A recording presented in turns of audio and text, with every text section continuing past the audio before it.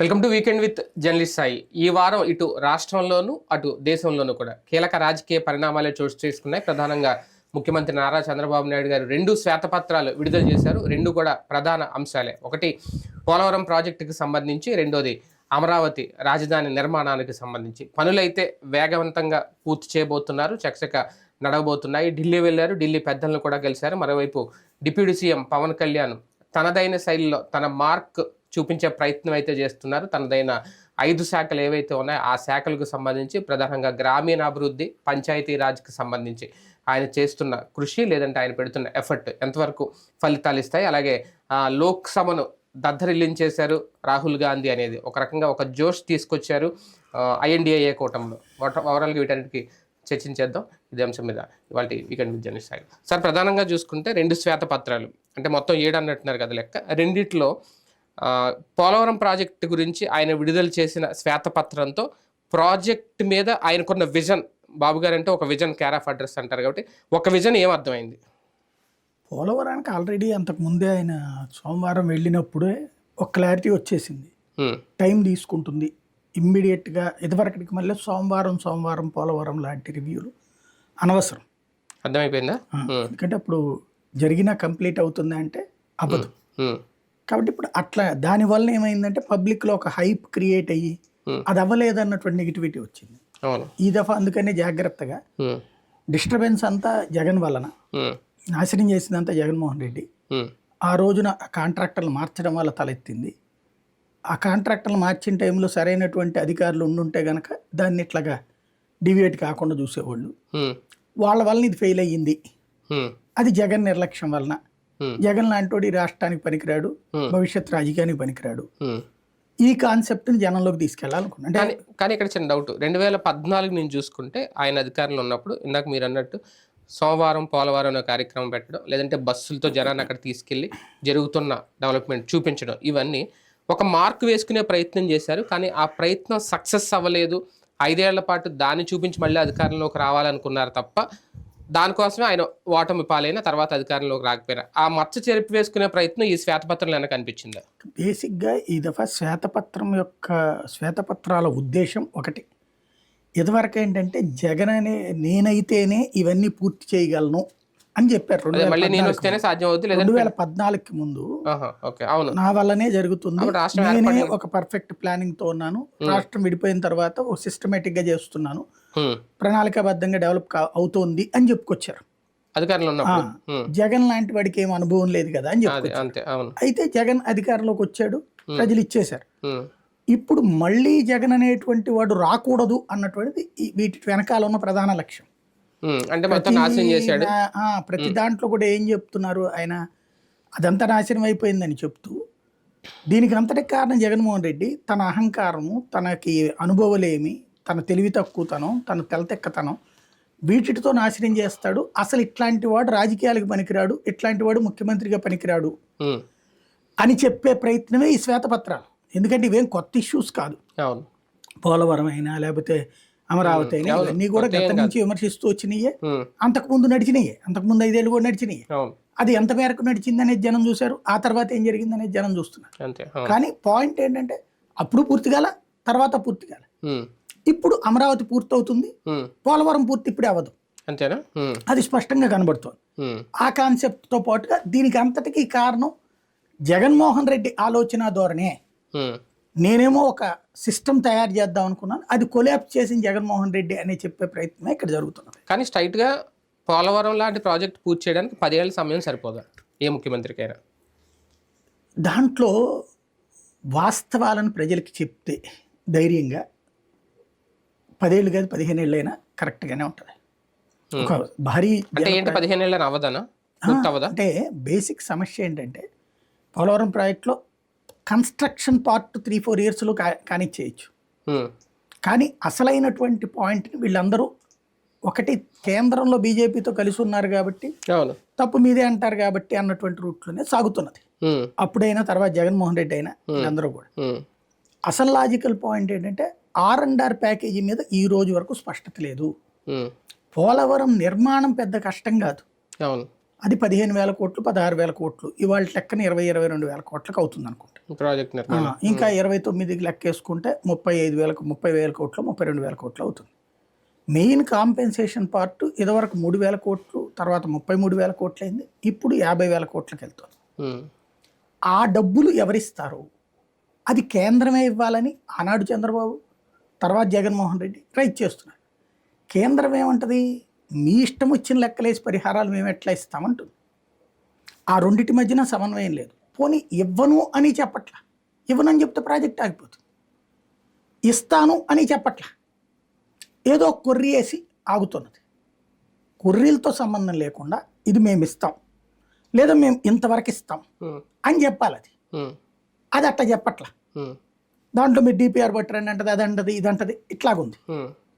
అదే సందర్భంలో ఇక్కడ వీళ్ళకి ఏంటి, ఆ రోజున ఉన్నటువంటి నిర్వాసితుల సంఖ్యను భారీగా పెంచేశారు, ముంపు ప్రాంతాన్ని భారీగా పెంచేశారు. దానివల్ల ఎదురవుతున్నటువంటి సమస్య ఇక్కడ 2014 టైంలోనూ ఎన్డీఏలో భాగస్వామిగా ఉన్నారు, ఇప్పుడు కూడా ఎన్డీఏలో భాగస్వామిగా ఉన్నారు. కేంద్రం సహాయం చేయనని ఏమీ చెప్పట్లేదు, జాతీయ హోదా కలిగిన ప్రాజెక్ట్ కాబట్టి. ఇప్పుడు మీరు చెప్పిన ఈ కొర్రీలు ఇవన్నీ తీర్చుకోవాలంటే ఎవరు అడగాలి అసలు కేంద్రాన్ని? కేంద్రం ఇవ్వట్లేదు, సరే ఎన్డీఏలో భాగస్వామిగా ఉండి కూడా ఎందుకు సాధించలేకపోతున్నారని? ఇద్దరూ ఫెయిర్గా కూర్చుని మాట్లాడాలి, కేంద్రం కానీ వీళ్ళు కానీ. వాళ్ళు వీళ్ళతో మాట్లాడుతున్నారు, వీళ్ళు వాళ్ళతో మాట్లాడుతున్నారు. మనకి వీళ్ళు మాట్లాడింది ఇక్కడ వస్తుంది కానీ వాళ్ళు ఏం మాట్లాడారో ఇక్కడ రావట్లేదు. అసలు పాయింట్ ఏంటంటే నిర్వాసితులు 3,000 నుంచి 33,000 కోట్లకి వెళ్ళింది. ఇంతవరకు దానికి క్లారిటీ లేదు. 3 నుంచి 9 ఓకే, 33,000కి ఎందుకు వెళ్ళింది అంటే క్లారిటీ లేదు. దానికి మొన్న కొంతమంది చెప్పేది ఏంటంటే దాంట్లో 18 ఏళ్ళు దాటిన వాళ్ళు పెరిగారు అన్నాడు. ఓకే, 18 ఏళ్ళు దాటిన వాళ్ళు పెరిగితే ఏకంగా 33,000 కోట్లు కావదు కదా. 3 నుంచి 9,000 కోట్ల నుంచి 33,000 కోట్లకి. అంటే కాంపెన్సేషన్ కాస్ట్ కూడా మొన్న ఏం చెప్పింది అది కదా, 36% గత 5 ఏళ్ళతో పోల్చుకుంటే ఇప్పుడు పెరుగుద్ది కదా, అది కూడా యాడ్ అవుతుంది కదా. అప్పుడు అదే కదా లెక్క. అప్పుడు 3 నుంచి 9,000 కోట్లకి వెళ్ళాలి, కొన్ని 50% అనుకో. 33,000కి ఎందుకు వెళ్ళింది ప్రాక్టికల్గా? అది ఎవరు అర్థమయ్యేలా చెప్పి. పరిహారం పెరగడంతో పాటు బాధితుల సంఖ్య కూడా పెరిగింది. ఎందుకు పెరుగుద్ది? బాధితులు కొత్తగా మునుగుతుంటే పెరుగుతుంది, కొత్త ప్లేస్ ఏమన్నా అదనంగా మునుగుతుంటే పెరుగుతుంది. అదనంగా మునగట్లేదు కదా.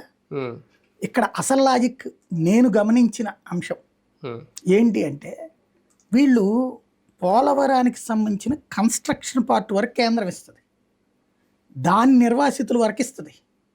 వీళ్ళు ఏం చేస్తున్నారంటే ఈ కాల్వలు ఉన్నాయి కదా, ఇప్పుడు పురుషోత్తంపట్నం అని రకరకాలైనటువంటి ఎత్తిపోతల పథకాలు పెట్టేశారు. దాని అనుబంధంగా వాటన్నిటికీ సంబంధించినటువంటి కాంపెన్సేషన్ కూడా కేంద్రం దాంట్లో తోసేస్తున్నారు, పోలవరం దాంట్లో తోసేస్తున్నారు. వాళ్ళు ఏమంటారు, పోలవరం నేను అక్కడ ప్రాజెక్ట్ కడతా, అక్కడ వరకు నిర్వాసితులకి ఇస్తా, ఈ కాలువలకు సంబంధించి ఇదంతా మీరు చూసుకోవాలి కదా అంటది. నాకు అర్థమైంది, ఇంకా ఏమన్నా ఉంటే ఉండొచ్చునేమో, ఎందుకంటే కొర్రీలు వేసేవాడికి తెలియాలి. సాధారణంగా వాళ్ళ యాటిట్యూడ్ని బట్టి నేను గ్రహించింది అయితే వాళ్ళు ఏంటంటే ప్రాజెక్ట్ వరకు చూస్తారు కానీ ప్రాజెక్ట్ కాలువలు అవన్నీ వాళ్ళు చూడరు. కాలువలు రాష్ట్ర ప్రభుత్వానికి సంబంధించినట్టు ఆల్రెడీ కొన్ని ఉన్నాయి, ఎడమా కుడి కాలు. ఇప్పుడు వీళ్ళ మధ్యలో పట్టిసీమకి తీసుకొచ్చిందో లేకపోతే ఇంకోటి ఉందో అవన్నీ అందులోనే. అంటే బేసిక్గా ఏమైపోతుందంటే ఇదివరకు లెక్క అయితే కనుక కాంపెన్సేషన్ ఖచ్చితంగా రాష్ట్ర ప్రభుత్వాలే పెట్టుకోవాలి. ఇక్కడ వీళ్ళు ఆ రోజున కాంపెన్సేషన్ రాష్ట్ర ప్రభుత్వమే పెట్టుకోవాలనుకున్న టైంలో తక్కువే చెప్పారు, 3,000 కోట్లే చెప్పారు. కానీ ఎప్పుడైతే కేంద్రం నేనే భరిస్తానులే కాంపెన్సేషన్ అనగానే 33,000 కోట్లకు తీసుకెళ్ళాడు. అందువలన అసలు సమస్య వచ్చింది. అప్పుడు ఆ మాట అన్నాక నేను వదిలేస్తానని చెప్పడానికి లేదు. రెండోది, ఇప్పుడు ఇక్కడ ఇట్లా ఇచ్చినట్టు ఇచ్చేస్తే దేశవ్యాప్తంగా ఉన్నటువంటి జాతీయ ప్రాజెక్టులకు అదే సమస్య వస్తుంది. ఇంకోటి ఇప్పుడు కర్ణాటకలో అది ఒకటే తీశారు, దానికైనా వాళ్ళు ఇస్తుంది 5,000 కోట్లే. ప్రాక్టికల్గా ఇప్పుడు కావాల్సింది ఏంటంటే వీళ్ళిద్దరి మధ్యన సమన్వయం కావాలి. ఓకే, ఇక మళ్ళీ ఈ తతంగం అంతా వద్దు. ఇప్పటికీ 70,000 కోట్లకు వచ్చేసింది ఇప్పుడు ప్రాజెక్ట్ కాస్ట్, 55 నుంచి ఇప్పటికి ఒక 20,000 కోట్లు ఇచ్చింది కేంద్రం. కాబట్టి మిగతా 50,000 కోట్లు ఇచ్చేస్తాం, ఏడాదికి 10,000 కోట్లు ఇస్తాం అని క్లియర్గా కేంద్రం చెప్పాలి. అప్పుడు సొల్యూషన్ ఉంటుంది.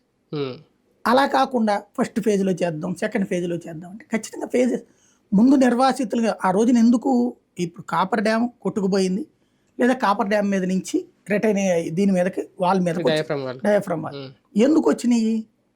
కాపర్ డ్యామ్ని గ్యాప్లు పెట్టారు.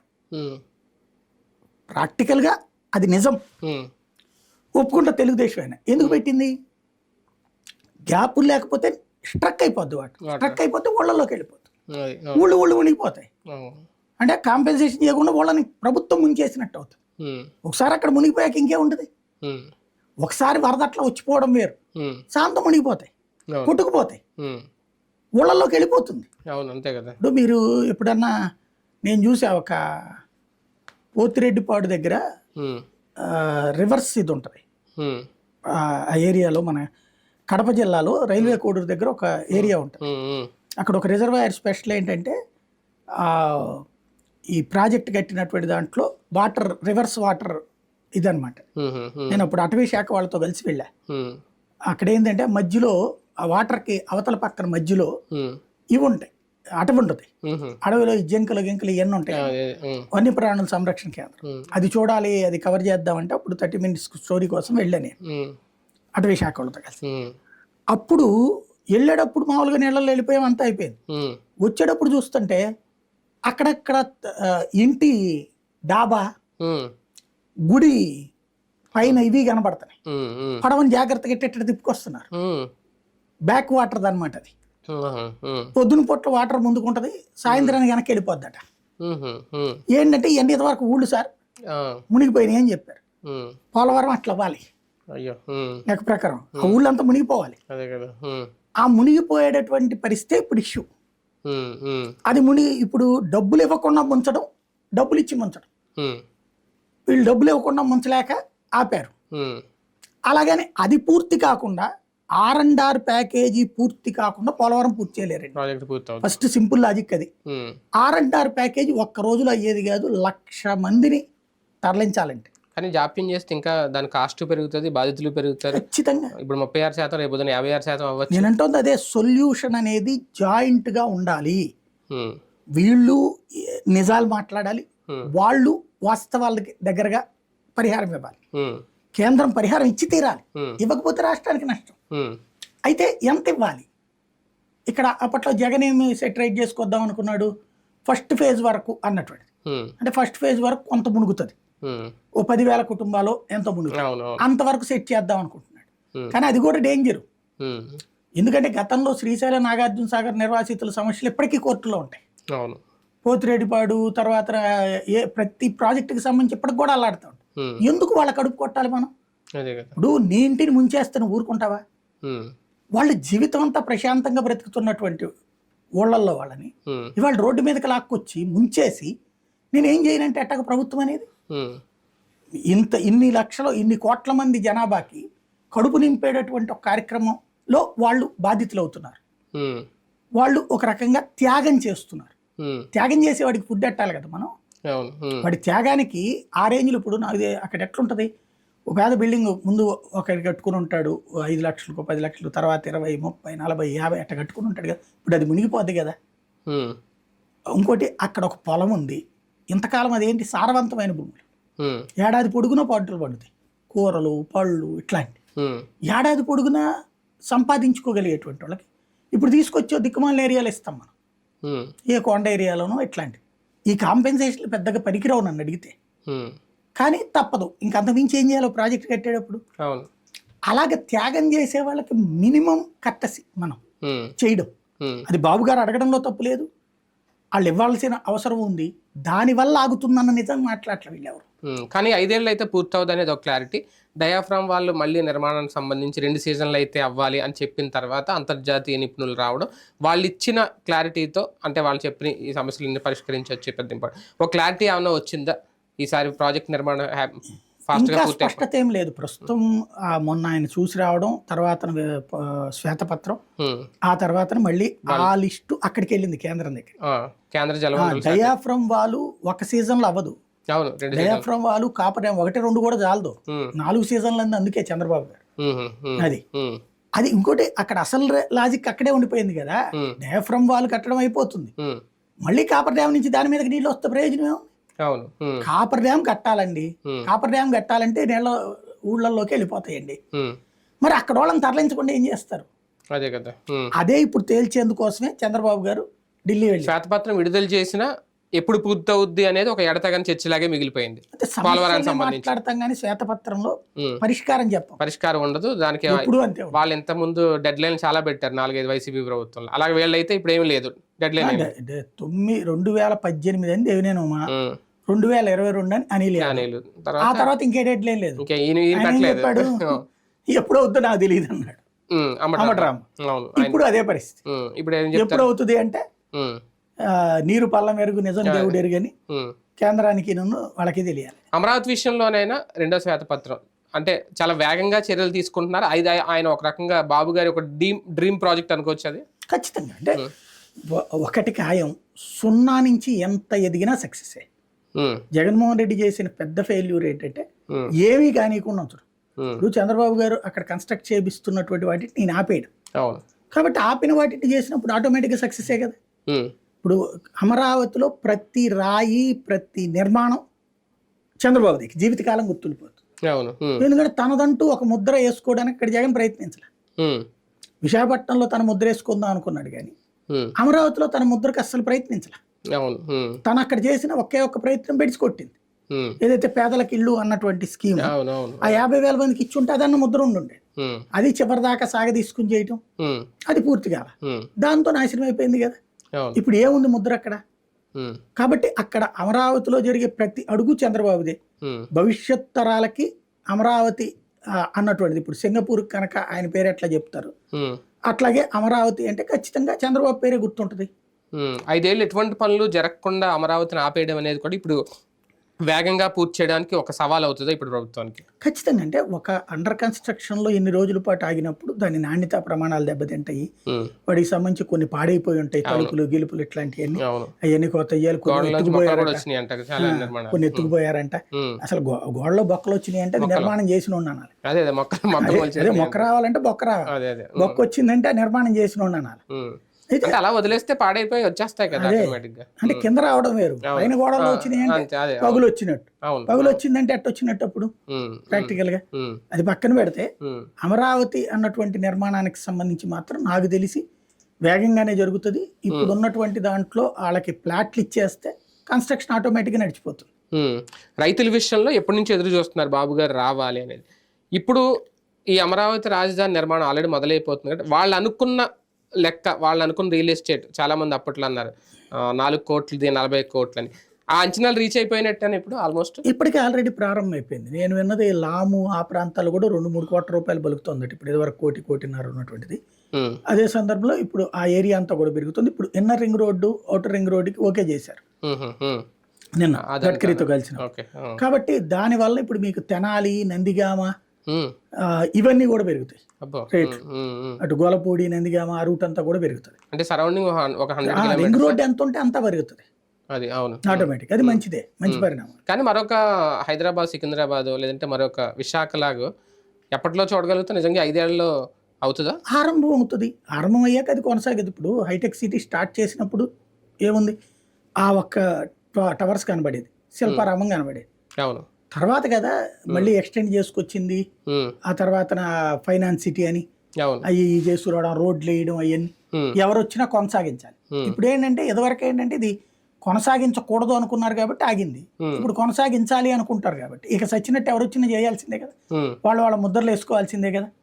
ఇక అందుకని చెప్పేసి ఖచ్చితంగా చేస్తారు. ఇక అది పికప్ అవుతుంది. పకడ్బందీగా అమరావతి రాజధాని ఇప్పుడు అంటే దానికోసం ఒక చట్టం కూడా తీసుకురాబోతున్నాం అని ప్రకటించారు మన చంద్రబాబు నాయుడు గారు. సాధ్యం అవుతుంది 5 ఏళ్లలో. ఇక ఆటోమేటిక్గా అయిపోతుంది. అంటే ఇదివరకు ఏంటంటే మనకు ఉమ్మడి రాజధానిగా హైదరాబాద్ ఉంది.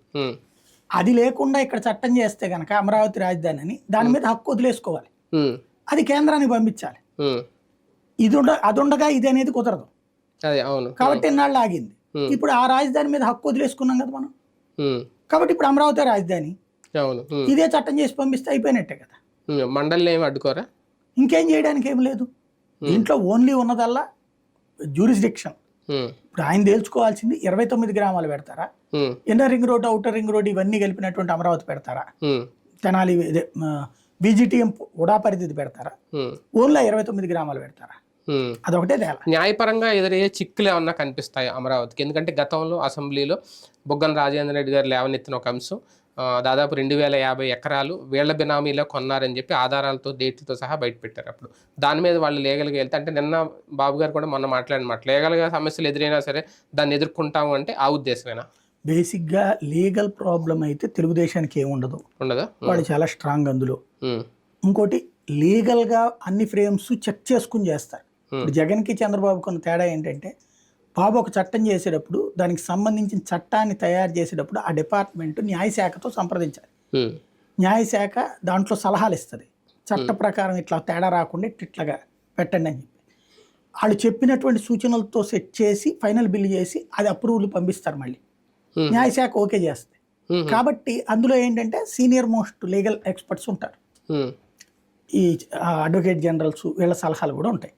అది ఎప్పుడైతే నడుస్తుందో పర్ఫెక్ట్గా వాళ్ళకి ఒక అవగాహన ఉంటుంది. ఇంకా దాంట్లో ఏం చేయడానికి వీలుండదు. ఇన్సైడ్ ట్రేడింగ్ అనే అంశం మళ్ళీ తెర మీదకి రాదా? ఇంకేం చేయడానికి ఏం లేదు, అది అయిపోయింది, ముగిసిన అధ్యాయం. అది కూడా అమరావతి మీదన ఇన్సైడ్ ట్రేడింగ్ అనేటువంటి దాన్ని చట్ట ప్రకారం లేదు బేసిక్గా. ఎందుకు లేదంటే నేను ఇంతకుముందు కూడా చెప్పా కదా, ఇప్పుడు నాకు తెలిసి నేను కొనుక్కున్నా, అంతే. నాకు చంద్రబాబు గారు జేబులో చెప్పారండి నేను కొన్నానంటానా? ఇన్సైడ్ ట్రేడింగ్ అంటే ఏంటి? ముందుగా సమాచారం తెలుసుకుని కొనుక్కున్నారు, కొనుక్కున్న తర్వాత రేట్లు పెరిగినాయి, అది ప్రూవ్ చేయలేరు ఎవడు కూడా. ఇప్పుడు హైదరాబాద్ హైటెక్ సిటీ కట్టినప్పుడు చాలా మంది తెలుగుదేశానికి అనుకూలమైనటువంటి వాళ్ళే కొనుక్కున్నారని చెప్తారు, మురళీమోహన్ లేకపోతే ఇట్లాంటి వాళ్ళందరూ కూడా. అదే సందర్భంలో దాన్ని ఏం చేశాడు రాజశేఖర రెడ్డి వచ్చి ఎక్స్టెండ్ చేసి 60 ఎకరాలకు 60 కిలోమీటర్లకు అట్లాగా వాళ్ళు కొనుక్కోవడానికి ఏర్పాటు చేశాడు. జగన్ చేయాల్సింది ఏంటి? ఈ 29 గ్రామాలతో పాటు మిగతాదంతా కలిపేసేసి దాన్ని ఒక ఎక్స్టెండ్ చేసుకుని వచ్చుంటే సరిపోయేది, అప్పుడు తిన మనుషులు తినడానికి కుదిరేది. అట్లా కాకుండా అసలు శాంతం పాడు పెట్టాడు. ఇక దాంట్లో లీగల్గా కాంప్లికేషన్ అనేది ఏమి ఉండదు. ఇక్కడ ఇన్సైడ్ ట్రేడింగ్ విషయంలో ఏం కాదు, అది ఆల్రెడీ ఫస్ట్ లోనే పక్కకి వెళ్ళిపోయింది, ఆ పదమే లేదని సుప్రీంకోర్టు కూడా చెప్పేసింది కదా. ఇంకా మిగతాదంటారా రైతులది, అది ఇవాళ ఇక రైతులు ఎవడు నిలబడ్డావు.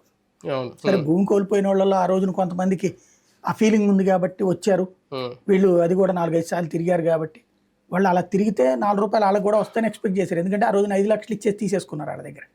అది తర్వాత దాదాపు 2 కోట్లు 3 కోట్లకు అమ్ముడు పోయిందని కోపం వచ్చింది వాళ్ళకి. వాళ్ళు వచ్చారు, వాళ్ళలో కొంతమంది నిలబడ్డటువంటి వాళ్ళకి చేశారు. ఇంకా దాంట్లో కూడా ఏం నిలబడదు, ఎందుకంటే ఆ రైతులు కూడా నిలబడరు. ఇప్పుడు అక్కడే ఉండాలి కదా, వాళ్ళు అక్కడే బతకాలి కదా. ఒక రకంగా అమరావతికి అయితే క్లీన్ చిట్, ఇంకా అంతే క్లియరెన్స్ హ్యాపీగా వెళ్ళిపోతుంది, నిర్మాణం అయితే ఆగదు. కాకపోతే 5 ఏళ్లలో పూర్తి అవుద్దా లేదనేది డౌట్. పూర్తే ఉంది. రాజధాని అనేది అధికారిక అనౌన్స్ అయితే ఏ రాజధాని పూర్తి అనేది ఉండదు, అది కామానే. ఇప్పుడు హైదరాబాద్ పూర్తయిందా, తర్వాత ఏదో వరకు చంద్రబాబు గారు రాకముందు ఒక రూట్ ఉండేది మనకి, ఎల్బీ నగర్ ఇటు ఇదంతా ఉండేది. బాబు గారు వచ్చాక అటు చివరికి తీసుకెళ్లారు హైటెక్ సిటీ, అది ఇప్పుడు అట్టించి ఎక్కడ దాకా వెళ్ళిపోయింది, మియాపూర్ అవన్నీ వెళ్ళిపోయినాయి. అటు మియాపూర్ దాకా వెళ్ళిపోయింది, ఇటు పక్కన కొండాపూర్, మణికొండ ఇవన్నీ కూడా వెళ్ళిపోయినాయి. ఇదైనా అంతే, ఎక్స్టెన్షన్ దాని అంతా అదే జరిగిపోతా ఉంటుంది.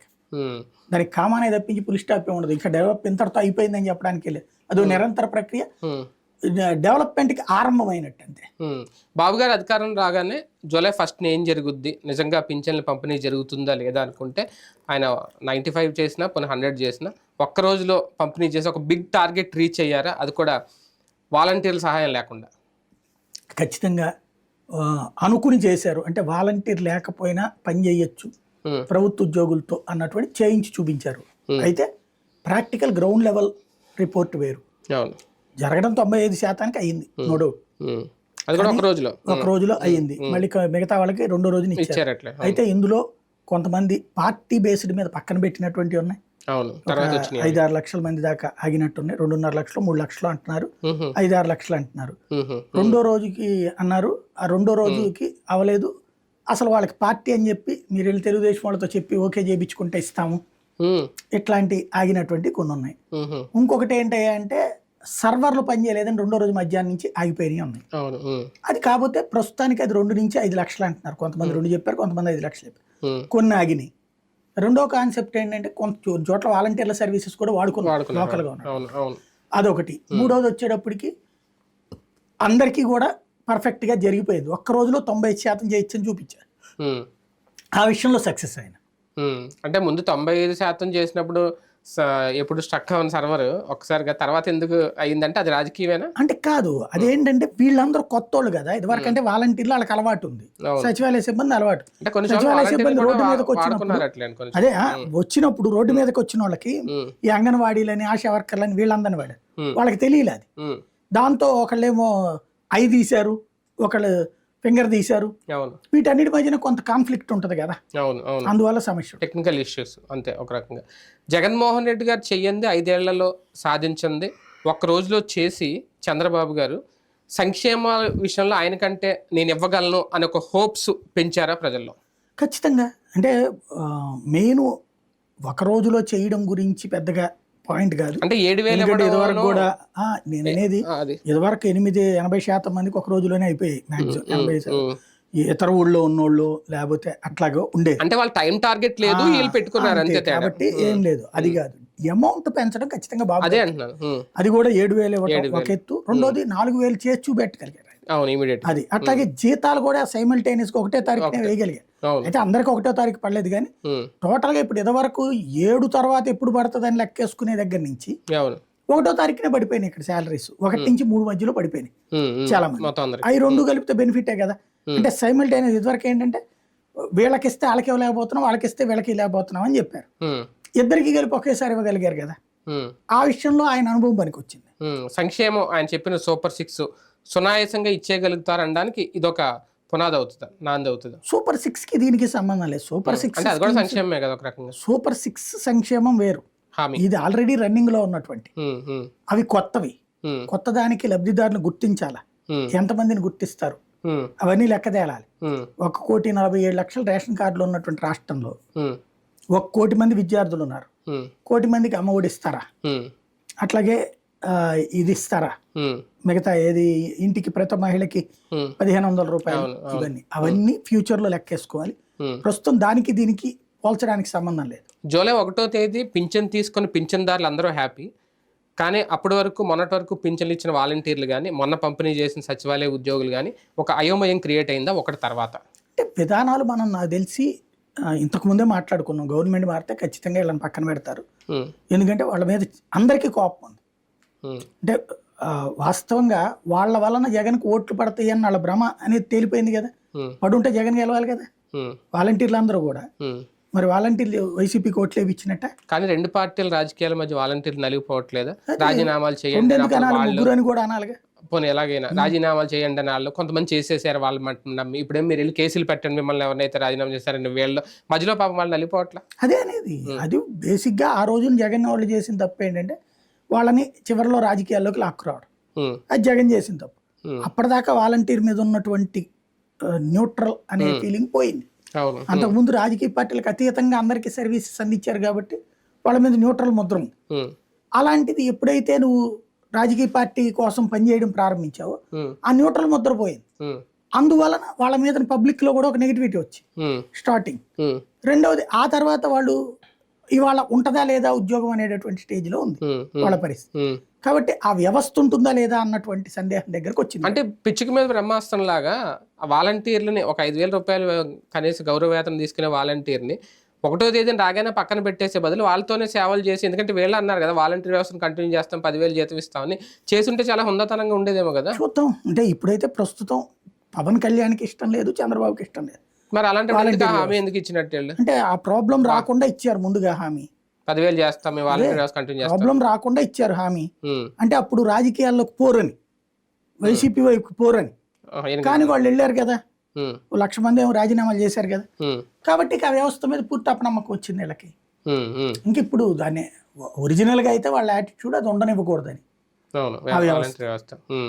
కాబట్టి అది ఏం చేస్తారో చూడాలి. సచివాలయాల విషయంలో కూడా అంతేనా, లేదంటే వాటిని ఎవరో కదల్చలేరు అని అనుకోవచ్చా? కదిలిచేస్తారు నాకు తెలిసి. ఇప్పుడు జగన్ తీసుకొచ్చిన ఇంటి వద్దకు పాలన, అది ప్రజల వద్దకు పాలన కాదు, ఇంటి వద్దకు పాలన, దాన్ని మార్చి మళ్ళీ పాత రోజులకు తీసుకెళ్లాలన్నది వీళ్ళ ఏము. పంచాయతీరాజు, మున్సిపాలిటీలు, కార్పొరేషన్ అన్నటువంటిది. అంటే నాయకుడి దగ్గరికి వెళ్ళాలా, అధికారి దగ్గరికి వెళ్ళాలన్నటువంటి వీళ్ళ ఆలోచన. అది మరి చేయడానికి సిద్ధపడుతున్నట్టే కనబడుతుంది. ఎందుకంటే ఇప్పుడు సచివాలయాల్లో ఉన్నటువంటి సిబ్బందికి వేరే వేరే పనులు అప్పు చెప్పారు. ఇప్పుడు సర్వేలు చేయడం అని అవును, అదని అవును. అది చేసినప్పుడు ఇంకా వాళ్ళ ఆఫీస్లో ఏముంటారు. ఉమ్, ఇంకోటి సర్వర్లు పద్దాక మొరాయిస్తున్నాయట, ఉమ్, ఏ రోజు సర్టిఫికెట్లు అవ్వట్లేదు. ఇదివరకు ఎప్పుడు అడిగితే అప్పుడు సర్టిఫికెట్ వాలంటీర్ తెచ్చి ఇచ్చేసేవాడు 24 గంటలు తిరిగితే. ఇప్పుడు అది రావట్లేదు. ఉమ్. కాబట్టి ఆ వ్యవస్థలు క్రమంగా పక్కకి పోయేటట్టు కనబడుతుంది. అంటే మళ్ళీ పంచాయతీ ఆఫీసులు, మీ సేవా కేంద్రాలు ఇవన్నీ యథావిధిగా వచ్చేస్తాయి. మున్సిపాలిటీలు, మున్సిపాలిటీ ఆఫీసులు ఇవన్నీ యథావిధిగా వచ్చేస్తాయేమో. ఉచితాల విషయంలో ప్రధానంగా ఇప్పుడు రేపు ఇసుక ఉచిత పంపిణీ, గతంలో ఇసుక పంపిణీకి సంబంధించి జగన్ సర్కార్ చేసిన తప్పేంటి? అంటే వాళ్ళు ఆ రేటు పెట్టడం తప్పు. 450 రూపాయలు పెట్టాడు టన్ను, ఆ రేటుకి తప్పు లేదు. కానీ ఆ రేటుతో పైన లారీ 10,000కి మించకుండా ఉండాలి. అవును. లారీ వాళ్ళ మీద ఇతనికి కంట్రోల్ లేదు. అప్పుడు ఏం చేయాలి, లారీ వీళ్ళే తీసుకుని అన్న పెట్టాలి. ప్రభుత్వం తరపున డిపార్ట్మెంట్ తరపున తీసుకుని, మైనింగ్ డిపార్ట్మెంట్ తరపున నువ్వు బుక్ చెయ్యి, నీ ఇంటికి 15,000కి లారీ వచ్చేస్తే ఇసుక అని చెప్పాలి. అట్లా కాకుండా అది మాకేం సంబంధం లేదు, తాంబూలాలు ఇచ్చేసాం తనుగు చావండి అన్నట్టు రేటు పెట్టేసాం అయిపోయిందన్న. ఓ లారీ విజయవాడ నుంచి హైదరాబాద్కి ఎంత అవుతుంది సరుకు సామాన్ తీసుకెళ్తే? 10,000 అవుతుంది, 15,000 అవుతుంది. కానీ బెజవాడ నుంచి గుంటూరుకి ఇసుక తీసుకొస్తే 40,000 40,000. అంటే ఏంటి, అక్కడ పేరుకి గవర్నమెంట్కి ఇస్తుందేమో 3,000 రూపాయలు రేటు, లారీకి అయ్యే ఖర్చు 10,000 రూపాయలు, మిగతా అదంతా మధ్యలో వాడిది అంటున్నాడు, బ్రోకర్ తింటున్నాడు. కానీ ఇసుక మీద అంత క్రైసిస్ క్రియేట్ చేయాల్సిన అవసరం ఏమొచ్చింది అసలు అప్పుడు? నాకు తెలిసి క్రైసిస్ అయితే లేదు. అంటే ఇసుక అయితే రీచ్ల దగ్గర బాగానే ఉంది, టన్నులు ఇసుక. కానీ సామాన్యుడికి అందే విషయంలో మాత్రం అదొక ఏదంటారు కదా వరప్రసాదంలాగా అయిపోయిందని. ఎందుకు అవుతుంది? సామాన్యుడికి ఇసుకతో ఏం పని? అదే భవన నిర్మాణం కానీ ఇంకా వాళ్ళకి భవన నిర్మాణం ఎవరు చేస్తారు? సామాన్యుడు చేస్తాడా? చిన్న ఇల్లు కట్టుకోవాలన్నా 30,000 40,000 పెట్టి ఒక ట్రక్ ఇసుక కొనుక్కోవాలంటే సాధ్యం అవుద్ది. అదే చెప్తున్నా, అక్కడే రేటు తేడా వచ్చింది అంటున్నా. తేడా వచ్చినట్టుంది. అది సామాన్యుడితో లింకప్ చేయదు ఇసుక.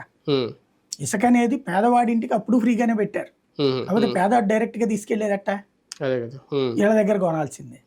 కాన్సెప్ట్ అలా ఇసుక విషయంలో మెయిన్ సమస్యల్లో ఏంటంటే కంట్రోలింగ్ లేకపోవడం. 3 రకాల విధానాలు పెట్టారు, 3 ఫెయిల్ అయ్యాయి. అది మెయిన్ మైనస్. దాంతోపాటు గవర్నమెంట్ నెలకు ఏడాదికి ఒక 750 కోట్ల రూపాయలు డబ్బులు సంపాదించుకుంది దాని మీద. ఇప్పుడు రావు ప్రభుత్వానికి 10 పైసలు కూడా రావు. దాంట్లో ఆ రోజున ఫెయిల్ అయ్యింది ఆ ఇష్యూలు. ఇంకోటి, ఆ 45,000 రూపాయలు అయ్యేది 15,000కో 20,000కో గవర్నమెంట్ ఇచ్చి ఉంటే అనుకునేవాళ్ళు కాదు కదా. ఇప్పుడు ప్రభుత్వం ఒక ఆదాయ మార్గాన్ని క్లోజ్ చేసుకుందా? అంతే కదా, ఇసుక వల్ల. అంతే. అదే మార్గం క్లోజ్ చేసుకోవడమే కాదు, బిల్డర్లకి వాళ్ళందరికీ బెనిఫిట్. అంటే వీళ్ళ ఆలోచన తీరు వాళ్ళ ఆలోచన తీరు ఏంటంటే ఇసుక ఫ్రీగా తింటే నాయకులు తింటారు, మనకేంటి ప్రభుత్వం తిందాం అనుకుంది. అది ప్రభుత్వంగా 750 కోట్లు, ఒక 750 కోట్లు పార్టీగా వాళ్ళు తిని ఉంటారు పై స్థాయిలో. వీళ్ళు ఒక 750, వాళ్ళు ఒక 750 వచ్చి ఉంటాయి. ఆ సదరు సంస్థ ఒక 200 కోట్లు మింగి ఉంటుంది. అంటే ఆర్థిక ప్రయోజనం లేకపోయినా రాజకీయ ప్రయోజనం ఉంటుంది ఇలా ఫ్రీ ఇవ్వడం వల్ల. అదే కదా వీళ్ళ ఆలోచన. అంటే ఆర్థిక ప్రయోజనం ఉంటుంది, ఇది ఉంటుంది. ఇప్పుడు బిల్డర్లకి ₹1 మిగులుద్ది, అలాగే బిల్డర్లో ఎక్కువ ఎవరు ఉంటారు? రాజకీయ నాయకులే ఉంటారు. ఆ విధంగానే బెనిఫిట్ అవుతారు. రాజకీయ నాయకుడికి 2 వైపులా బెనిఫిట్. ఆ బెనిఫిట్ పబ్లిక్ ఏం రీచ్ అవుతుంది? దానికి వీళ్ళు చేసిన పని ఏంటంటే మున్సిపాలిటీలు, పంచాయతీలు వాటికి సివరేజ్ డబ్బులు ఇవ్వమని చెప్పేసి దాంట్లో వచ్చేటటువంటి డబ్బులు 20% ఎంతో వాళ్ళకి ఇవ్వమని చెప్తున్నారు. ఇది 100కి 80 రూపాయలు వస్తే అందులో 60 రూపాయలు 40 రూపాయలు వాళ్ళకి ఇవ్వమని చెప్పి ఆ విధంగా స్థానిక సంస్థలకు పరిపుష్టం. అది రాజకీయపరమైనటువంటి అంశమే. ఓవరాల్గా సామాన్యుడికి ఒక బెనిఫిట్ ఏంటంటే, అంటే ఈ మీరు చెప్పినటువంటి పేదలు మధ్యతరగతి ఇల్లు కొనుక్కునేటప్పుడు కట్టించుకునేటప్పుడు ఇదివరకటి రోజుల్లో అంటే కట్టించుకుంటే బెనిఫిట్. ఇప్పుడు ఇదివరకటి రోజుల్లో కట్టించుకుంటే అంటే కనుక ఇసుక 40,000కి తీసుకున్న వాళ్ళకి ఇప్పుడు 15,000-20,000కి వస్తుంది. ఒకటి కట్టించుకున్నాడు మళ్ళీ ఇప్పుడు కట్టించుకుంటాడా? వాడు తిట్టుకుంటుంటాడు, నాకు అప్పుడు ఆ దరిద్రుడు మూలంగా 40,000 పడింది, ఇప్పుడు ఈయన వచ్చాడు కాబట్టి ఇప్పుడు మీరు అదృష్టవంతులు రా అని చెప్పుకుంటుంటాడు. అంతే. వాస్తవానికి డిప్యూటీ సీఎం అనే పోస్ట్కే గత కొన్ని ఏళ్ళగా వాల్యూ లేకుండా పోయింది. ఇంతకుముందు 5 ఉండడం, అంతకుముందు 2 అసలు డిప్యూటీ సీఎంలు ఎవరో ఏంటనేది కూడా ఎవరికి తెలియని పరిస్థితి. అలాంటి పోస్ట్ పవన్ కళ్యాణ్ గారికి ఇచ్చి దాని వాల్యూ పెంచారు, ఆయనకు కూడా అధికారాలు ఇచ్చారు, ఆయన కూడా డిప్యూటీ సీఎంగా ఆయన పాలనలో దుమ్ము రేపుతున్న పరిస్థితి. ఇది ఒక పార్టీ అధినేతగా ఒక కూటమిలో భాగస్వామిగా ఉన్నారు కాబట్టి ఇది సాధ్యం అవుతుందా, లేదంటే ఇది ఎన్నాళ్ళు ఉంటుంది? అంటే నిర్ణయాధికారం మీద ఆధారపడి ఉంటుంది. మీకు గతంలో చెప్పినట్టు మీరు అన్నట్టే చంద్రబాబు గారి టైంలో 2 డిప్యూటీ సీఎంలు ఎవరికి పెద్ద వాల్యూ ఉండేది కాదు. జగన్మోహన్ రెడ్డి అంటే ఉన్నప్పుడు వాళ్ళు కూడా ఏమి చేయలేదు. ఇప్పుడు చినరాజప్ప గారు ఉన్నారు. సీఎంలు అని తెలియదు. అదే అదే అంటే పేరుకి ముందు అది కూడా ఒకటి అదేది లెటర్ ప్యాడ్లో ఇచ్చారు, లేకపోతే విజిటింగ్ కార్డులో ఇచ్చారు, అంతే. కానీ వాళ్ళకి కూడా తెలియదు. ప్రోటోకాల్స్ అయితే ఉంటాయి వాళ్ళకి. అదే ఇప్పుడు సింహాద్రి ఏముంటుంది, ఇంకో వెహికల్ ఎక్స్ట్రా ఉంటుంది, ఏమవుతుంది దాంతో? అదే ఎయిర్పోర్ట్ లో అది ప్రోటోకాల్ ఉంటుంది. స్పెషల్ గా వేపీ గ్యాలరీలు వెళ్ళొచ్చు. అది అలా మామూలు మంత్రికి అయినా ఉంటుంది, డిప్యూటీ సీఎం అంత ఏముండదు, స్పెషల్ ఉండదా? మామూలు ఏముండదు, మామూలు మంత్రికి ఉన్నట్టే ఉంటది. సీఎంకి డైరెక్ట్ గా అక్కడికి వెళ్ళొచ్చు, ఏది ఫ్లైట్ దగ్గరికి వెహికల్ వెళ్ళొచ్చు. డిప్యూటీ సీఎంకి ఉండదు, అది ఆ ఛాయిస్ ఏమి ఉండదు. కాబట్టి మిగతా మంత్రులతో ఉన్నట్టే ఉంటది. కాకపోతే ఆ డిప్యూటీ సీఎం అనేటువంటి ఆ ఫీలింగ్ కనిపించేలా చేయటం అన్నటువంటిది కర్ణాటకలో చేశారు. సిద్ధరామయ్య, డికే శివకుమార్ ఇద్దరు సమ ఉజ్జీలు లాంటి వాళ్ళు. తెలంగాణలో చేశారు రేవంత్ రెడ్డి, బట్టి విక్రమార్క. ఇప్పుడు అది ఇప్పుడు ఇక్కడ చేశారు. తెలంగాణలో అంతకుముందు కేసీఆర్ ఉన్నప్పుడు అక్కడ డమ్మీ డిప్యూటీ సీఎం, అంతకుముందు ఈ రెండు కూడా డమ్మీలే. ఇప్పుడు అందరూ కూడా డిప్యూటీ సీఎంలు స్ట్రాంగ్. ఇక్కడ పవన్ కళ్యాణ్ అయినా, డికే శివకుమార్ అయినా, బట్టి విక్రమార్క అయితే బట్టి విక్రమార్కకి ఇంకా పూర్తి స్థాయి ఆ మధ్యన పూర్తిగా ఆయన గౌరవం ఇచ్చుకొచ్చారు. ఈ మధ్యన మళ్ళీ ఆ స్థాయిలో కొంత తేడా వచ్చింది, అందుకని అధిష్టానం మళ్ళీ దగ్గరికి తీసి సరి చేస్తుంది. అక్కడ పెద్దానికి ఎదువరకు చూస్తే మీరు ఇద్దరు కలిసి వెళ్తుండే కదా, ఇంపార్టెన్స్ అయితే ఇచ్చారు ఆయనకి. స్పెషల్ గా ఇదంతా కూడా ఇంపార్టెన్స్ అయితే ఇచ్చారు, పెరిగింది.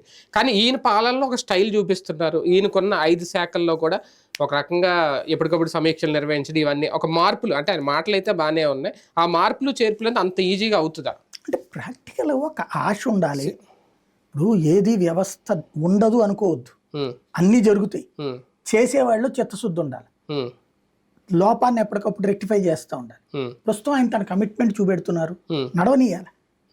దాంట్లో ఆయన ఆశయం ఇదంతా దరిద్రం ఇట్టాగే ఉంటది లేరా అని చెప్పేసి సర్దుకుపోయే మెంటాలిటీ. కొత్త మనిషి కాబట్టి, రాజకీయాలకు కొత్త కాబట్టి, అంటే ఈ తరహా పదవిలో కొత్త కాబట్టి ఏదో చేయాలని తప్పన ఉంటుంది. అప్పుడు సైడ్ ఎఫెక్ట్స్ ఎట్లా వస్తాయి అన్నది కూడా ఆయనకి తెలుస్తుంది, నేర్చుకుంటారు.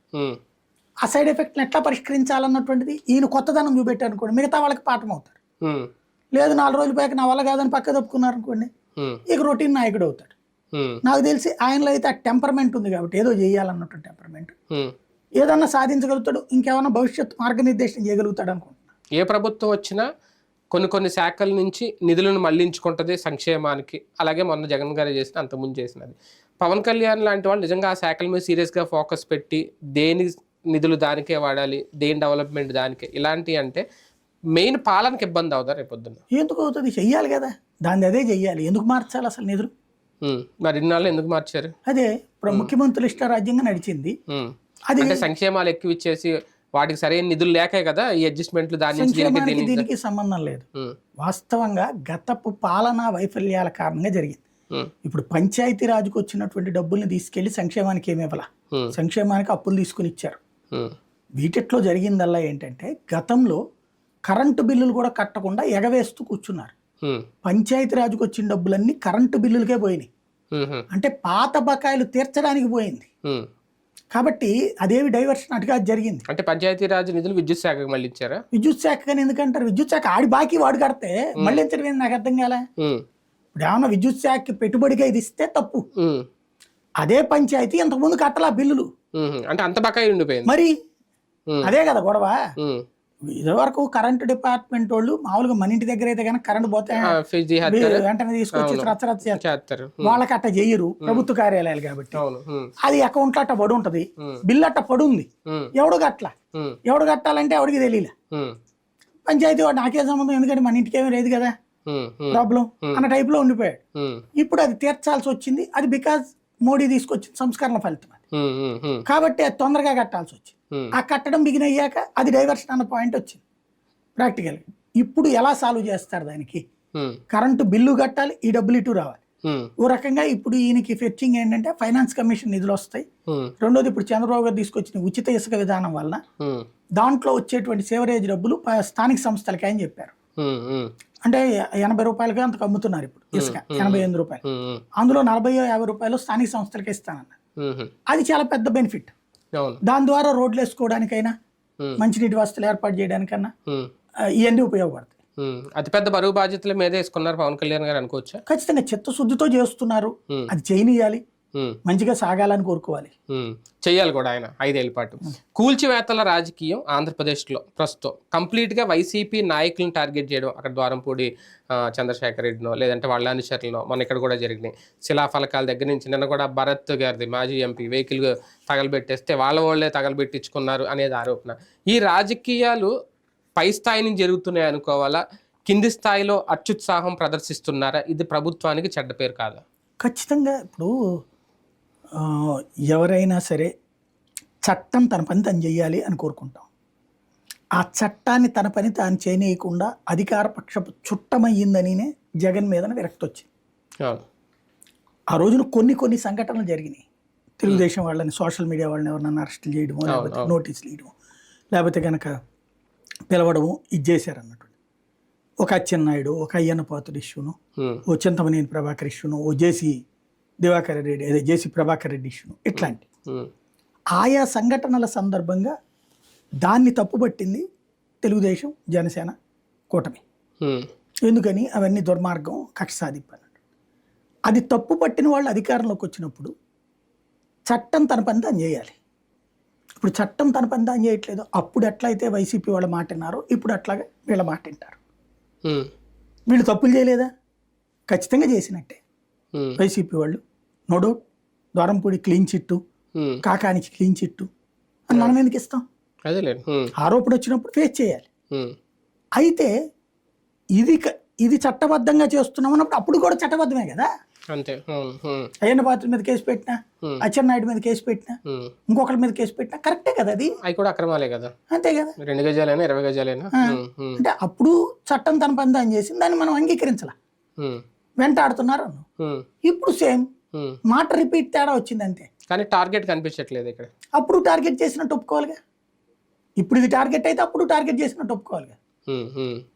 చట్టం తన పని తాను చేయట్లేదు.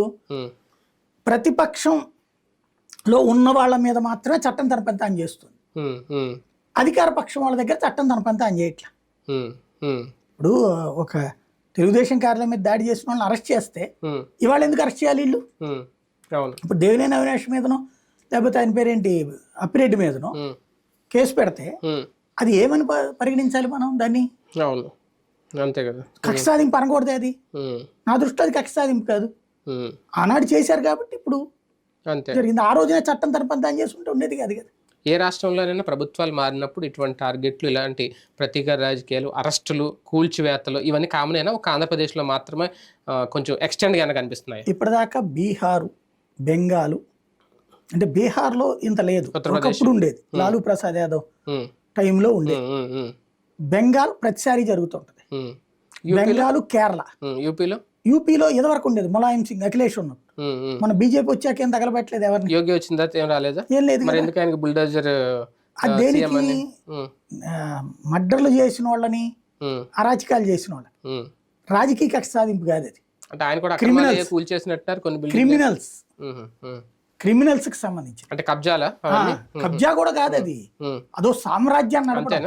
కంప్లీట్ గా మర్డర్లే చేస్తారు, మానభంగాలే చేస్తారు, అక్కడ ఉన్న పోలీసుల మీద దాడి చేస్తారు. అట్లాంటి విభాగాలు వాళ్ళ మీద చేసింది. పొలిటికల్ గా మాత్రం ఆంధ్రాలో ఎక్కువ ఉందా కల్చర్? ఫస్ట్ టైం దాదాపుగా 90లలో వచ్చిన సంస్కృతి మళ్ళీ వచ్చింది. మనం మొదటి నుంచి చెప్పుకుంటుంది అదే. 90లలో ఫ్యాక్షనిజం, రౌడీయిజం కారణంగా గ్రామీణ ప్రాంతాలు, పట్టణ ప్రాంతాలలో ఈ ఇంటి మీద కాకి ఆ ఇంటి మీద వాలకూడదు అన్నటువంటి తరహా వాతావరణం ఉండేది. అలాంటి వాతావరణాన్ని కావాలని ఇద్దరు తెస్తున్నారు. అది మనం చాలా సార్లు అనుకుంది అదే. ఎందుకని అంటే ఎంత చేసినా జనానికి ఏదో ఒక అసంతృప్తి ఉంటుంది. దానికి సాక్ష్యం చంద్రబాబు ఇదివరకు అమరావతి చేశారా, లేకపోతే కనుక అదేదో పసుపు కుంకుమ ఇచ్చారా, లేకపోతే రుణమాఫీ అని కొంత ఇచ్చారా, ఇవన్నీ ఇచ్చినా కూడా ఓడగొట్టారు. ఇప్పుడు ఇతను ఎన్ని ఇచ్చినా ఓడగొట్టారు. అంటే ఎంత చేసినా లెక్క ఉండట్లా. కాబట్టి ఇక ఒక అటాకింగ్, డిఫెన్స్. ఇప్పుడు ఏంటి, జనాలు తను బతకాలంటే అవతలోడు గెలవకూడదు. ఇప్పుడు వాళ్ళ వైఎస్ఆర్ కాంగ్రెస్ పార్టీ వాళ్ళందరూ పోలరైజ్ అవుతారు. ఎందుకని? వీళ్ళ ముందు బానిసలుగా బతకాలి. వీళ్ళ దాడి అనేది మనం ఒక్క కోణంలోనే చూస్తున్నాం. గాయపడటం చాలా సింపుల్. తలకాయకి రేపొద్దున మళ్ళీ ఆయింట్మెంట్ రాసుకుంటే ఇది అవుతుంది. కానీ మనసుకి గాయపడుతుంది. ఒక్కసారి దెబ్బతిని అవమానపడ్డాడు, 10 మంది మధ్యలో కొడుతున్నారు, 10 మంది మధ్యలో తన్నులు తిని అవమానపడ్డటువంటి వాడు, తిట్టించుకున్నవాడు, అందరి ముందు అవమానపడ్డాడు, ఇవాళ అవతలోడి పెత్తనం ఉంది కాబట్టి ఓకే, రేపు వీడు ఊరుకుంటాడా? వీడోడికి పెత్తనం వస్తే అధికారం కోల్పోయామనే కసి, అధికార దాహం ప్రధాన కారణాలు అవ్వవా ఇటువంటి కూల్చివేతలకు కానీ ఇటువంటి దాడులకు కానీ? ఇవన్నీ ఇక్కడ గ్రౌండ్ లెవెల్లో నాయకుడి యొక్క ఆవేశాన్ని అణచడం అన్నటువంటిది బాధ్యతాయుతమైన ప్రజాస్వామ్యం. ఏదైనా సరే చెయ్యి, కానీ పార్టీలో చట్టబద్ధంగా చెయ్యాలి. నేను అంటుంది చట్టబద్ధంగా చెయ్యి. నీ మీద ఒక సమస్య జరిగింది, చట్టబద్ధంగా ఎదుర్కోవాలి. అలా కాకుండా చట్టాన్ని చేతుల్లోకి తీసుకుంటాం లేదా వ్యవస్థని మార్చేస్తాం అనుకుంటే అప్పుడు ప్రభుత్వాలు మారినప్పుడల్లా ఇదే పరిస్థితి వస్తుంది. ఇప్పుడు ఈ ఆరంభమైనటువంటిది రాబోయే 25 ఏళ్ల దాకా వెళ్తుందా 50 ఏళ్ల దాకా వెళ్తుందో తెలియదు. ఎందుకంటే ఇదివరకు ఇట్లాంటి తప్పు అనే వ్యవస్థలు ఉండే, అది పోలీస్ వ్యవస్థ, మీడియా వ్యవస్థ. ఇప్పుడు ఆ వ్యవస్థలో పోలీస్ వ్యవస్థ ఏమో కంప్లీట్ సరెండర్ టు పాలిటిక్స్, అధికారంలో ఉన్న వాళ్ళకి సరెండర్ అవుతుంది. అంటే వాళ్ళు భయపడుతున్నారు. అదే సందర్భంలో మీడియా అనేటువంటి వ్యవస్థ పూర్తి బానిసత్వం అయిపోయింది, అటో ఇటు. ఇంకెవడు మాట్లాడతాడు? ఎవడో మాట్లాడినప్పుడు ఏమవుతుంది? రౌడీ నాయకులు, ఫ్యాక్షన్ నాయకుల తరహాలోనే ఎవడు పవర్ లో ఉంటే వాడి రాజ్యం నడుస్తుంది. అది జరిగితే ఇంకా డెమోక్రసీ ఏముంటుంది? ఈ ప్రతీకార వాంఛ అనేది ఇప్పట్లో అంటే ముగింపు ఉండదేమో దీనికి. ఇప్పుడు జరుగుతున్న ఈ ప్రతీకార దాడులు ఇప్పటికన్నా ఆపాలి. నువ్వు శిలాఫలకం వేస్తే నువ్వు ధ్వంసం చేస్తావు, రేపు పొద్దున్న నీ శిలాఫలకం రెండోడు ధ్వంసం చేస్తాడు. అదే కదా, ఓ విగ్రహం నువ్వు ధ్వంసం చేస్తావు, రేపు నీ విగ్రహాలు ఉంటాయా? అంటే ప్రజలకే చిరాకు రావాలి, ఇంకా ఆల్రెడీ వస్తుంది. ఏముంది ప్రజలకి చిరాకు వచ్చి వీళ్ళిద్దరు కాకుండా మూడో వాడిని ఎన్నుకుంటున్నారా? ఎన్నుకోవాలనుకుంటే మూడో వాళ్ళు ఎవరున్నారు? అంటే ఆల్టర్నేటివ్ లేరు. అదే అంటున్నాను, ఎన్నుకోవాలన్నా ఆల్టర్నేటివ్ కనిపించాలి కదా, స్ట్రాంగ్ ఎవరో. ఇంకెప్పుడు అవుతుంది? ఇంకా ఇది ఇలాగే కంటిన్యూ అవుతుంది. 2 తెలుగు రాష్ట్రాల ముఖ్యమంత్రుల భేటీలో ఏ అంశాలు కీలకమయ్యే అవకాశం ఉంది? విభజన అంశాలు 9, 10, సెక్షన్ 9, సెక్షన్ 10, సెక్షన్ 11. 9లో దాదాపుగా 1,40,000 కోట్ల రూపాయలకు సంబంధించినటువంటి వ్యవహారాలు ఉన్నాయి. వివిధ కార్పొరేషన్లు ఇవన్నీ ఇంక్లూడింగ్ ఏపీఎస్ఆర్టీసీ ఇట్లాంటివన్నీ కూడా. వాటికి మన డబ్బులు మనకి ఇవ్వాలా, వాళ్ళ డబ్బులు వాళ్ళు తీసుకోవాలా. అందులో కొన్ని ఇప్పుడు ఆర్టీసీకి బోల్డ్ అంత భూములు హైదరాబాద్లో ఉన్నాయి. దాంట్లో మనకి భూమి ఇస్తారా, భూమికి బదులుగా డబ్బులు ఇస్తారా? లేదు, అట్లాంటి కార్పొరేషన్స్ చాలా ఉన్నాయి. వాటికి సంబంధించి ఏమి ఇస్తారు? సెక్షన్ 10కి వచ్చేటప్పటికి యూనివర్సిటీలు వీటికి సంబంధించి మరి చెన్నారెడ్డి ఇది ఇట్లాంటి వాటిట్లో మనకి భూమి పంచి ఇస్తారా, లేకపోతే దాని బదులుగా డబ్బులు ఇస్తారా? అవి రెండు కలిపితే దగ్గర 2 లక్షల కోట్ల రూపాయలు రావాలి మనకి. ఆంధ్రప్రదేశ్కి 2,90,000 కోట్లు రావాలి. ఈ 1,90,000 కోట్లలో మనం ఒక 25-50 వదులుకుందాం, 1,40,000 కోట్లన్నా ఇస్తుందా? ఎందుకంటే మనం 40,000 కోట్లు వదులుకున్నా జనం పట్టించుకోరు, పోనీలే అనుకుంటారు. 1,00,000 కోట్లు తెచ్చినా గ్రేటే. 1,00,000 కోట్లు ఇచ్చే పరిస్థితుల్లో తెలంగాణ ఉందా? దశల వారీగా ఇస్తానంటే దేనికి పనికిరాదు. బల్క్గా ఇస్తుందా? లేదా మన ల్యాండ్ మనకి ఇచ్చేస్తే మనం దాన్ని వేలం వేసి అమ్ముకుని ఆ డబ్బులు తెచ్చుకోవచ్చు. అట్లా ఇస్తే అక్కడేంటి పొలిటికల్ కంపల్షన్. అతనికి ఉన్న ప్రాబ్లం ఏంటి? అది ఇవ్వగానే ఇదిగో నేను ఎంతకాలం వాళ్ళకి దక్కనీయకుండా చేశాను, చూసారా ఇతను వచ్చేసి మొత్తం చేస్తున్నాడు చేతకానోడు, లేకపోతే ఆంధ్ర మనిషి అని చెప్తే. కాబట్టి అతనికి పొలిటికల్ సమస్య ఉంది. ఈ పరిష్కారం అంత త్వరగా అయితే ఇద్దరు ముఖ్యమంత్రులకి హ్యాట్స్ ఆఫ్. కానీ ప్రచారం కోసం అయితే గత 10 ఏళ్ళు ప్రచారం చూసాం, మరొక 5 ఏళ్ళు చూస్తాం. 10 ఏళ్ల పాటు ఒక్క తెలంగాణ అనే సెంటిమెంట్తోనే కేసీఆర్ కంటిన్యూగా ఉన్నారు కాబట్టి ఆంధ్రాకి న్యాయం జరగలేదనో రావాల్సినవి రాలేదని. 10 ఏళ్ళు పూర్తయిపోయింది, సీఎం కూడా మారిపోయారు, ఎక్కడ సీఎం కూడా మారిపోయారు. ఇద్దరు కూర్చుంటే అది త్వరగా సఫలం అవుతాయా అంటే ఆ యాంగిల్లో చూస్తే, లేదంటే ఇంకా తెలంగాణ సెంటిమెంట్ రేవంత్ రెడ్డి మీద కూడా పనిచేస్తుంది? సెంటిమెంట్ సంగతి పక్కన పెడితే నిధుల సమస్య ఒకటి ఉంది. రెండోది శాశ్వత ముద్ర. కేసీఆర్ ఆంధ్రవాడిని ముద్ద దెన్నీయకుండా లాక్కొచ్చాడ్రా, ఇది మొత్తం దోచిపెట్టాడ్రా అని ముక్క పడిపోయిందంటే సెంటిమెంటల్గా అవ్వదు, కానీ ప్రాక్టికల్గా ఒకటి కంట్రోల్ చేయలేకపోయాడు అన్నట్టు. అంటే ప్రతిపక్షానికి ఒక అవకాశం వస్తుందా అంతే అక్కడ? అది. రెండోది ఈవెన్ బీజేపీ కూడా ఇవ్వడానికి ఒప్పుకోదు. అక్కడ బీజేపీ, ఇక్కడ బీజేపీ కావాలంటే అక్కడ బీజేపీ వద్దంట. దీంట్లో రాజకీయ నిర్ణయం కాకుండా చిత్తశుద్ధితో ఇదిగో ఆంధ్రాకి మేము ఇవ్వాలి ఇచ్చాం, తెలంగాణకి మేము ఇవ్వాలి ఇచ్చాం, తీసుకుంటున్నాం అనే ఇద్దరు కనుక వైజ్ మెన్ గా పెద్ద మనుషులుగా మాట్లాడితే చరిత్ర హ్యాట్స్ ఆఫ్ చెప్తుంది. భారతదేశంలో మరొక రాష్ట్ర విభజన అనేది ఏది జరిగినా సరే ఇది ఒక ఆదర్శంగా తీసుకునేలా ప్రవర్తించాలి ఇద్దరు కూడా. ఉమ్, ఉమ్, దాంట్లో వస్తాయి కాంప్లికేషన్స్, ఉమ్, బట్ పబ్లిక్ లో ఆ పిచ్చ సెంటిమెంట్ లేదు. ఉమ్, అవును. ఇవాళ ఆ పిచ్చ సెంటిమెంట్ పబ్లిక్ లో లేదు, ఉమ్, అది గుర్తుపెట్టుకోవాలి. మొన్నటి వరకు ఎక్కువగా జగన్మోహన్ రెడ్డి హయాంలో కృష్ణా జలాలు నీటి వాటాల పంపకాల గురించి వాళ్ళకి మనకు అధికారుల మధ్య జరిగిన ఏది జరిగినా విద్యుత్ బకాయిలకు సంబంధించి కూడా మీరే బాకీ ఉన్నారని చెప్పి అప్పట్లో కేసీఆర్ లేవనెత్తిన వీటి గురించి ఇప్పుడు చంద్రబాబు గారు ఏమన్నా రేవంత్ రెడ్డితో కూర్చొని క్లారిటీ తీసుకుంటారు. మనకే డబ్బులు రావాలన్నట్టు కేంద్ర ప్రభుత్వమే తేల్చింది. 7,000 కోట్లు ఆంధ్రాకి ఇవ్వమని చెప్పి, ఇవ్వాల్సిందేనని తేల్చి చెప్పింది. అప్పుడు ఆయన 11,000 కోట్లు ఎంత అన్నారు రావాలని, ఆయనకి 11,000 కావాలన్నాడు. అవును. ఏంటి ఆయన వేసే లెక్క?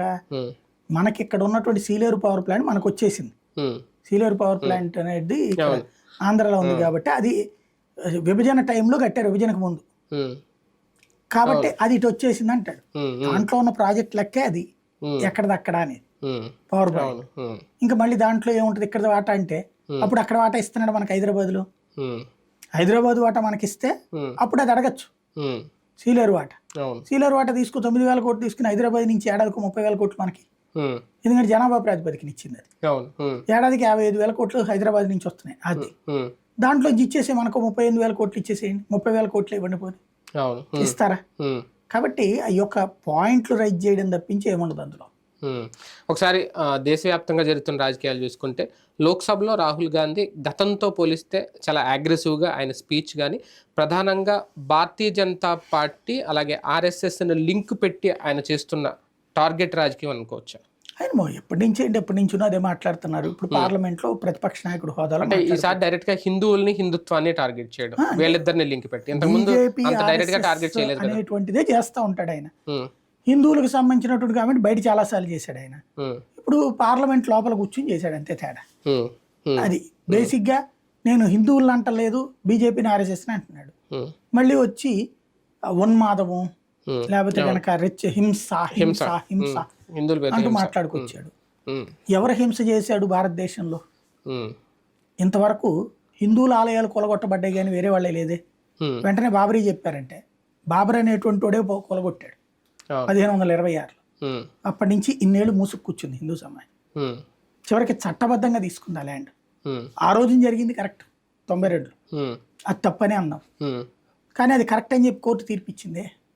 ఆ భూమి హిందువులు కాకుండా పోయిందని కోర్టు ముందే తీర్పిచ్చుంటే అసలు అక్కడ దాకా వచ్చేది కాదు. ఎన్నేళ్ళు 100 ఏళ్ళు వెయిట్ చేశారు.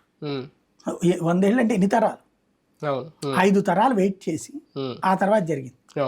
దాన్ని హిందువులు ఉన్మాదం అంటావు నెంబర్ 1. రెండవది ఉన్మాదం అనేది లేకపోతే కనుక హింస ఎప్పుడు వస్తుంది? నువ్వు నా మతంలోకి మారకపోతే నేను చంపుతా, లేదా నా దేవుడిని తప్పు అంటే నేను తప్పు చేస్తా అన్నట్టు. ఏ హిందువు సినిమాలు ఎన్ని ఎటకారాలు వస్తున్నాయి? మన దేవుళ్ళకి పెట్టే ప్రసాదాలు పులిహార దద్దోజనాన్ని కూడా కామెడీ చేస్తారు జబర్దస్తులు. మనం ఏమంటున్నాం దానికి? హింస అంటే అదే కనుక నువ్వు వేరే మతంలో అయితే తర్వాత నిన్ను బతకనిస్తారా? మరి అంత సహనంగా మనం కూడా నవ్వుకుంటున్నాం, హిందువులు కూడా నవ్వుకుంటున్నారు. ఓ దేవుడి పాత్ర మీద వెటకారంతో కామెడీ పోర్షన్లు వేస్తే మనమే నవ్వుకుంటున్నాం. అలాగే పురాణ గాథల్ని ఇష్టం వచ్చినట్టు వక్రీకరించి సినిమాలు తీస్తుంటే ఎగబడి చూస్తున్నాం, అంతే తప్పించి అందులో ఉన్న తప్పు అంటలేదు. మరి అట్లాంటి హిందువు ఎప్పుడు ఉన్మాదయ్యాడు? ఎలా ఎలా హింసాత్మకుడయ్యాడు? తన కళ్ళెదురుగుండా తను పూజించే తను గడ్డి పెట్టేటటువంటి గోవుని ఎదురోళ్ళు చంపేస్తుంటే చూస్తూ ఊరుకున్నటువంటి హిందువు హింసాత్ముడు ఎప్పుడయ్యాడు? తన ఇంటి ముందు బాంబు పేలుడు జరిగి తన చేతులు పోతున్నా ధర్మం కావాలి, న్యాయం గెలవాలి, చట్టం ప్రకారం శిక్ష పడాలనుకుంటున్నాడు కానీ దానికి బదులుగా వేరే వాళ్ళ ఎదురుకుండా బాంబులు పెట్టాలని ఎప్పుడన్నా అనుకున్నాడా? ఏ హిందువు అయినా బాంబులు పెట్టి ప్రయత్నించాడా? కాబట్టి అదేంటంటే దాన్ని నేను ఆర్ఎస్ఎస్ అనుకోను. ఆర్ఎస్ఎస్ ఎప్పుడన్నా బాంబులు పెట్టిందా? ఆర్ఎస్ఎస్ ఎప్పుడన్నా ఇట్లా దాడులు చేయమందా? ఆర్ఎస్ఎస్ ఎప్పుడన్నా నువ్వు మతహింసకు పాల్పడమని చెప్పిందా? సమస్య ఎక్కడ వస్తుందంటే అయ్యా నన్ను తంతన్నారు అని హిందువులు అడుగుతుంటే ఓ బెంగాల్లో ఇదే కాంగ్రెస్ పార్టీ మూసుకు కూర్చుంటే, ఇదే కమ్యూనిస్టులు మూసుకు కూర్చుంటే అక్కడ హిందువుల మీద దాడులు జరుగుతోందని నిలదీస్తోంది, వాళ్ళ కోసం రక్షణగా నిలబడుతుంది. దాన్ని ఉన్మాదం కింద చెప్తున్నారు వీళ్ళందరూ కలిసి. అంటే చంపేస్తున్నా, హింసిస్తున్నా, చివరికి దేవుళ్ళని అవమానిస్తున్నా, చివరికి దేవుళ్ళ పూజలను నిషేధిస్తున్నారే. అవును. నిషేధిస్తున్నా కూడా మూసుకు కూర్చున్నటువంటి అదేంటి అని అడగడం హింసట, అదేంటి అని అడగటం రెచ్చగొట్టడం అంట. అవును. ఇది ప్రపంచ వింత. కాకపోతే మన దురదృష్టం, ఇండియాలో 100 కోట్ల హిందువులు ఉన్నారు కానీ మనకి పెద్దగా శివు నెత్తురు అట్టడిదే ఉండదు. ఐఎన్డీఏ కూటమి ఏర్పడిన తర్వాత, మొన్న కాంగ్రెస్ పార్టీకి సీట్లు పెరిగిన తర్వాత ఒక మతపరమైన రాజకీయం హిందువులను పూర్తిగా బీజేపీకి అంటగట్టే ప్రయత్నం కాంగ్రెస్ పార్టీలో లేదంటే ఐఎన్డీఏ కూటమిలో మొదలైందని ఏమన్నా అనుకోవచ్చా? వాళ్ళకి ఎప్పటి నుంచినో భారతీయ జనతా పార్టీని హిందూ పార్టీ కిందనే చెప్తుంటారు. కాకపోతే భారతీయ జనతా పార్టీ హిందూ అన్నటువంటి విధానాన్ని చెప్తుంది. హిందూ అనేది ఒక మతం కాదు, అది ఒక జీవన విధానం అంటది. హిందూ విధానంలో ఇక్కడ బ్రిటిష్ వాడు వచ్చి ఇక్కడ బతికాడు. అంతకుముందు ఇది క్రిస్టియన్ కంట్రీ ఏం కాదు కదా, అంతకుముందు ఇది ముస్లిం కంట్రీ ఏం కాదు కదా, ఈ దేశం హిందూ కంట్రీనే కదా. ఈ హిందుత్వంలో నుంచినే పుట్టుకొచ్చినాయి కదా బౌద్ధం, జైనం ఇవన్నీ కూడా. అంటే ఇందులో నాస్తికులు వచ్చారు కదా, ఆ రోజులోనే నాస్తికులు ఉన్నారు కదా, ఆ రోజునే హేతువాదులు ఉన్నారు కదా, పౌరాణిక కాలంలోనే. మన పౌరాణిక కాలంలోనే కనబడతారు కదా దాంట్లో. అంటే ఆనాడే అన్ని రకాల వాదాలని అంగీకరించింది సమాజం. దేవుడు లేడన్నవాడు పురాణాల్లో కనబడతాడు, దేవుడి కోసం పోరాడినోడు కనబడతాడు.